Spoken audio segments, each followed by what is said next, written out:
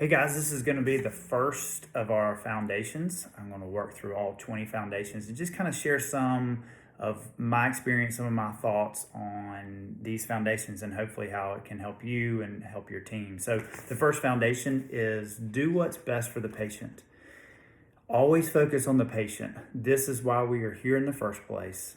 All business decisions must pass through this lens. So, about 15 years ago, I went to Nebraska and worked with a consulting firm called Practice Coach. And one of the things that they said that really hit me, and I just continue to think about it, is what's good for the patient is good for the practice. So what's good for the patient is good for the practice. And so we really fleshed that out, thinking about good dental care, right? Making solid recommendations for the patient is good for the practice. We're doing more dental procedures. Every patient being on 12 months of heartworm prevention and flea prevention, good for the patient, also good for the practice. So we want to think about those sorts of things as we're making all of our decisions, and really just using that mantra throughout the day.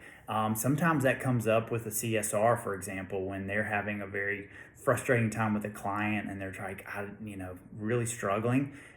Ultimately, we want to do what's good for that patient, and then doing what's good for that patient sometimes is putting up with a difficult client or figuring out why that client is the way they are. But that's our first foundation. I'll hopefully be hitting these to you every week. But what's good for the patient is good for the practice, and let's do what's best for the patient. All right, guys, see ya.